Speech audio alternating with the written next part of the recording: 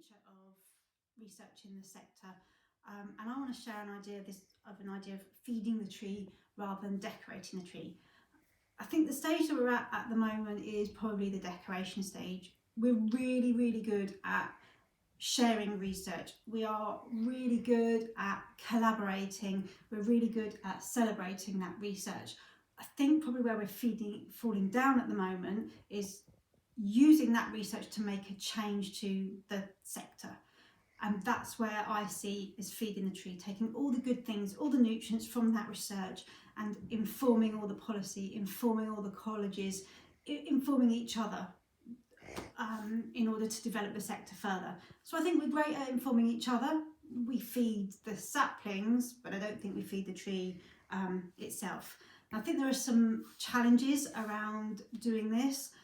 The first challenge for me is the idea of quality research. And I think I've recently written about this in the test, but I think it's absolutely important if we're going to change our sector and make decisions within the sector based on the research within it, that research is quality research.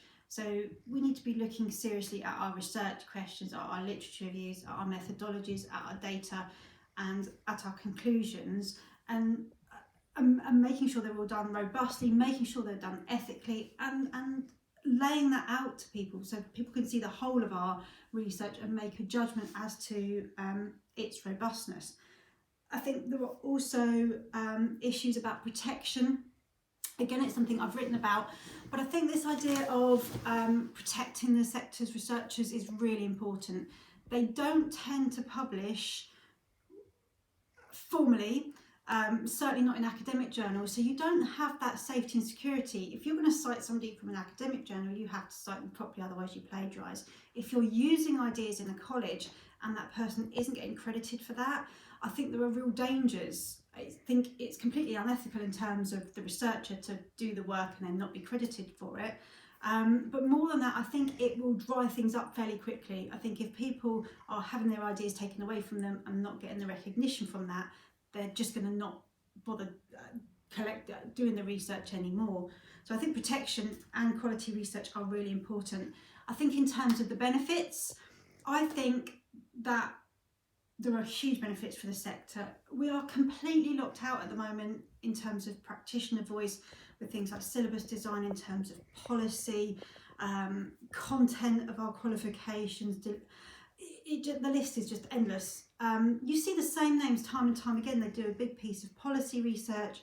You get the big people from the charities, you'll get principals of the colleges, you'll get university lecturers, but you never get us. You never get the people who are actually the subject matter experts for delivering that particular area. And I think this is fundamentally damaging both for us and the qualifications that we're developing, because we've got a lot to say. Same for policy within the sector.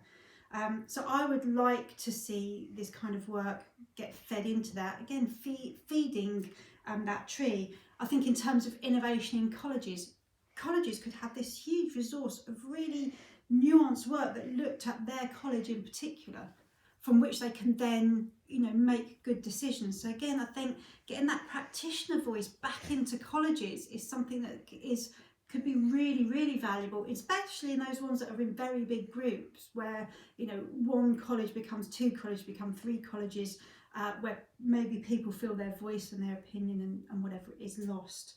I think it's also better for the sector staff, partly because you'll get the recognition for what you do. They'll have their voice heard, which is a very empowering thing, and it will encourage research. I think it'll basically become an iterative process. The more that research gets used to inform what goes on in and around the sector, the more people will do research.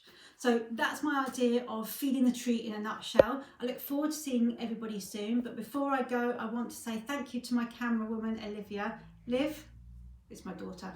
Love you.